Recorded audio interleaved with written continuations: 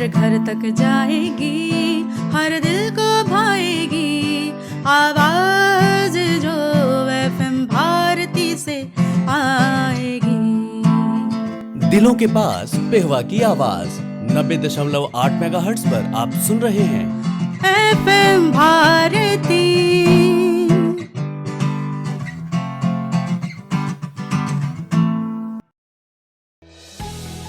90.8 megahertz पर आप सुन रहे हैं पिहोवा की आवाज़ एफएम भारती। और अभी आप सुनेंगे जीवन और आध्यात्म से संबंधित हमारा एक विशेष कार्यक्रम चिंतन। एफएम भारती।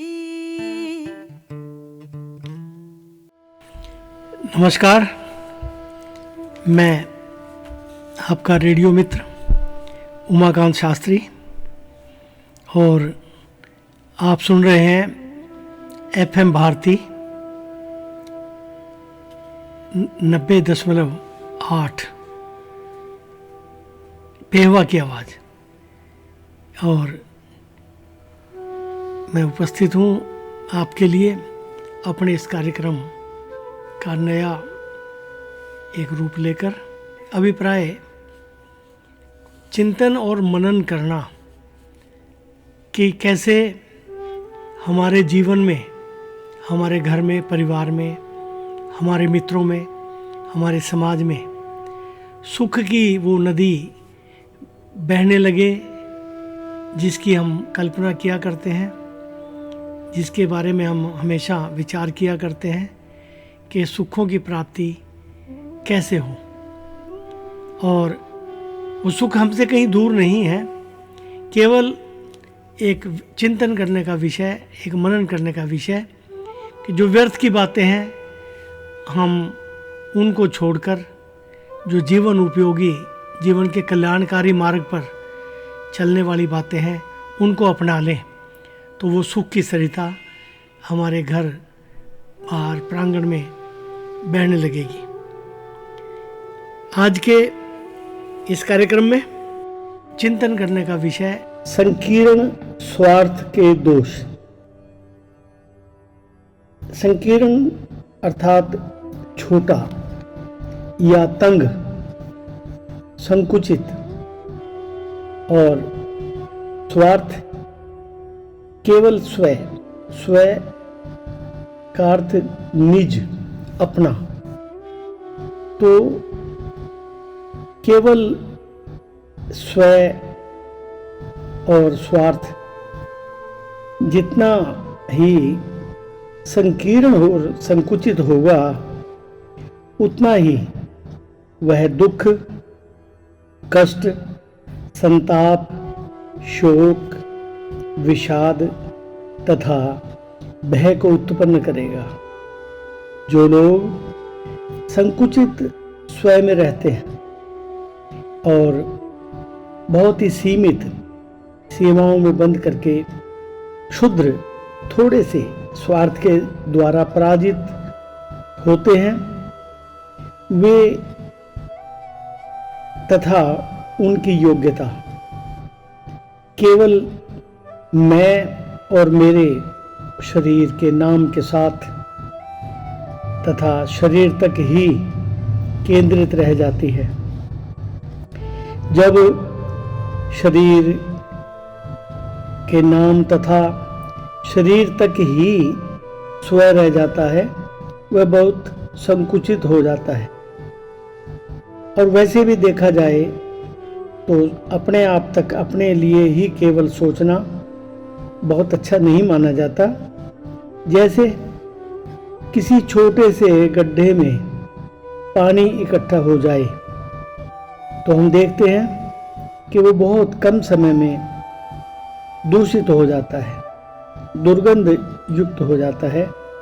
उसी प्रकार से मनुष्य का जो स्वार्थ है, यानी स्व के लिए अर्थ, स्व के लिए सोचना, और वह बहुत ही गंदा हो जाता है। दूसरों को दुख देकर वह मनुष्य सुखी होना चाहता है। क्रोध के द्वारा सद्भाव को प्राप्त करना चाहता है। कैसे संभव होगा? सद्भाव का तो सज्जनों का भाव, सज्जनों की प्राप्ति सद्भाव कहलाती है। और सज्जन तो प्रेम से मिल सकते हैं, क्रोध के द्वारा तो कभी भी नहीं हो सकता। कलापूर्ण साधनों के द्वारा शांति को पाना और घृणा के द्वारा प्रेम लाभ करना, परंतु उसका ये सारा प्रयत्न निरर्थक ही कहलाता है। जैसे कोई व्यक्ति बालू में से, रेत में से तेल निकालने की प्रयास करे, कोशिश करे, तो वो निष्फल ही होगा, क्योंकि तेल तो तिलों में से ही निकल सकता है। तो ऐसा व्यक्ति निष्फल होता ही है। उल्टा उसकी बुद्धि बिगड़ जाती है और वह पाप को उत्पन्न कर लेता है।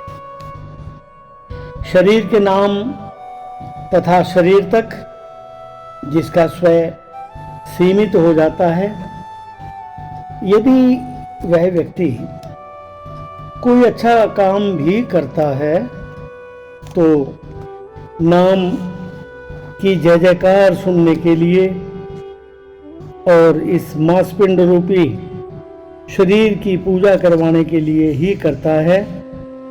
सुंदर शुभ कर्म यदि समस्त जगत के प्राणियों में स्वयं का विस्तार करके उन सब के हित को स्वार्थ समझ करके हों और सबको सुख पहुंचाने की पवित्र भावना से युक्त हों, तो उससे बड़ी प्रसन्नता नहीं हो सकती और वह प्रसन्नता भगवान को प्राप्त करवाने वाली होती है। उसमें एक विलक्षण रस की अनुभूति होती है, एक पवित्र मधुरता और आत्मीय संतोष एवं शांति रहती है। वहाँ न तो नाम की जय जयकार होती है और न ही इस पंचभौतिक शरीर की पूजा होती है। हमें याद रखना चाहिए कि किस प्रकार से छोटे से स्वार्थ के कारण, शुद्ध स्वार्थ के कारण ही मनुष्य केवल अपने शारीरिक सुख और नाम के यश के लिए चिंतित रहता है कि जैसे भी हो, जिस प्रकार से भी मैं कर सकूं, मुझे और केवल मुझे आनंद मिले, मेरा नाम हो, लोग मेरी जय जयकार करें। और फिर होता क्या है, वह व्यक्ति दिन रात उसी की प्राप्ति के प्रयत्नों में लगा रहता है। उसे विश्वात्मा की भावना और भगवान की पूजा के लिए भगवान को याद करने का, स्मरण करने का समय ही नहीं मिलता। पूजा की बात तो दूर रही, वह छोटे से स्वार्थ के लिए भी उस प्रभु ईश्वर को स्मरण नहीं कर पाता। वह दिन रात भोग चिंतन में ही लगा रहता है और जिसके परिणाम स्वरूप मनुष्य अपने बहुमूल्य इस जीवन का सर्वनाश कर बैठता है। समस्त जगत के समस्त प्राणी भगवान से ही उत्पन्न हुए हैं और इन सभी जीवों में, इन सभी प्राणियों में यदि कोई है तो वो केवल और केवल एकमात्र भगवान ही व्याप्त हैं। भगवान ही आत्म रूप से सर्वभूतों के, सभी जीवों के आशय में स्थित हैं। इसलिए भगवत स्वरूप के नाते सभी जीव पूज्य और सेवा करने के योग्य हैं तथा आत्मा की दृष्टि से सभी अपने स्वरूप ही तो हैं। इसलिए इस बात को समझकर अपने स्वयं का विस्तार करें। सब में सदा सर्वदा संपूर्ण रूप में अपने ही आत्म स्वरूप का विस्तार करें। फिर सबका स्वार्थ स्व अर्थ ही हमारा स्व अर्थ बन जाएगा और फिर वह बहते हुए पवित्र नदी के जल की भांति स्वच्छ, निर्मल और सभी जीवों का भला करने वाला हो जाएगा। भगवान ही आत्म रूप में प्रकाशित हैं। इसलिए यदि अपने को अलग भी समझो तो इस रूप में समझो कि मैं केवल सेवक हूँ तथा चर और अचर जगत स्वरूप भगवान मेरे सेव्य हैं। ऐसा दृढ़ निश्चय हो जाने पर हमारे द्वारा जो भी कुछ किया जाएगा वह सब भगवान का पूजन ही होगा और समस्त क्रिया तथा चेष्टा भगवत पूजन रूप होने से परम पवित्र तथा परम श्रेष्ठ हो जाएगी। तो आज का हमारा चिंतन, आशा करता हूँ आप इस विषय पर चिंतित न होकर के केवल चिंतन करेंगे और अपने जीवन को कल्याण के और मानव कल्याण के मार्ग पर आगे लेकर चलेंगे। आज का ये विचार, चिंतन का विचार आपको कैसा लगा? हम आपके सुझावों की प्रतीक्षा करेंगे। आप अपने सुझाव हमारे इसी ऐप के माध्यम से हम तक भेज सकते हैं। धन्यवाद। 90.8 मेगाहर्ट्ज पर भगवान परशुराम स्कूल से आप सुन रहे हैं पिहोवा की आवाज़ FM भारती। अभी आप सुन रहे थे जीवन और आध्यात्म से संबंधित हमारा एक विशेष कार्यक्रम चिंतन, और अब समय है हमारे अगले कार्यक्रम का।